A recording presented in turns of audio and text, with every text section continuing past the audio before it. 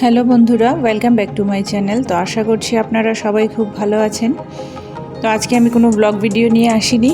তো আজকে যে রেসিপিটি শেয়ার করছি সেটা হলো ডিমের পোচকারি। তো সব সময়ই সেদ্ধ করে খাই বা ডিমের অমলেট করে খাই। তো আজকে ভাবলাম যে ডিমের পোচ করব আর কি, পোচ করে তারপর এটাকে কারি করব। তো খুবই কম তেলে রান্না করছি। তো আমি 4টা ডিম নিয়েছি। তো একটা একটা করে পোচ করে নেব।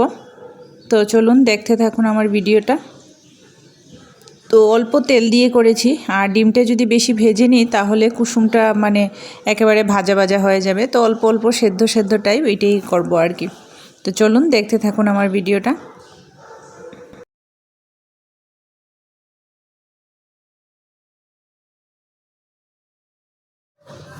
তো এই যে আমার 4টা পোচ হয়ে গেছে।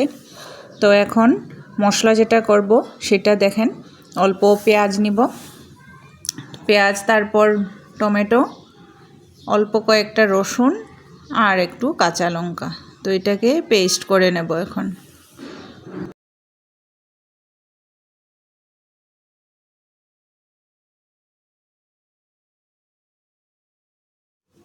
এই যে তেল দিয়ে দিয়েছি অল্প বন্ধুরা, আর এখন যা পেস্ট করে রেখেছিলাম মশলাটা, তো ওই পেস্টটা দিয়ে দিলাম। আর ফোড়নে আমি আর পেঁয়াজ টেয়াজ দিইনি। অনেকে পেঁয়াজ দিলে দিতে পারেন, আমি পেঁয়াজটা বেশি মানে হয়ে যাবে এর জন্য আর পেঁয়াজটা দিইনি। তো অল্প চিনি দিলাম, চিনিটা দিলে না কালারটা খুব সুন্দর আসে। তারপর এক এক করে মশলা দিয়ে দেব। হলুদ গুঁড়ো, লঙ্কা গুঁড়ো, তারপর অল্প জিরে দেব, কারণ ডিমের মধ্যে না জিরেটা বেশি হলে ভালো লাগে না খেতে, একটা জিরে জিরে গন্ধ আসে। তো তার জন্য একদম খুবই কম দিলাম জিরে। তারপর লবণ দিয়ে দিলাম শেষে।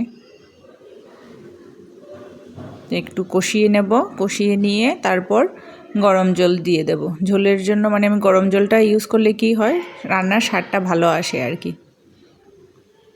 এই দেখেন কালারটা খুব সুন্দর এসছে।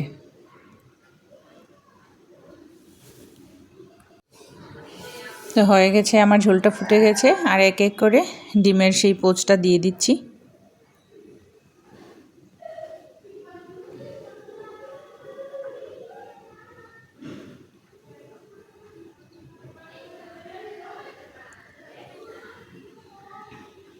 আর অল্প মশলা দিচ্ছি, গরম মশলা না, তো আমার কাছে ম্যাগি মশলা ছিল। তো ডিমের মধ্যে আমার ম্যাগি মশলা দিলে খুবই ভালো লাগে খেতে, স্মেলটা ভালো আসে আর কি। তো হয়ে গেছে আমার এক পোচ কারি। আর যদি আমার রেসিপিটি ভালো লেগে থাকে তাহলে একটা লাইক করে দেবেন, কমেন্ট করে দেবেন, আর নতুন বন্ধুরা আমার চ্যানেলটিকে সাবস্ক্রাইব করে আমার পাশে থাকবেন।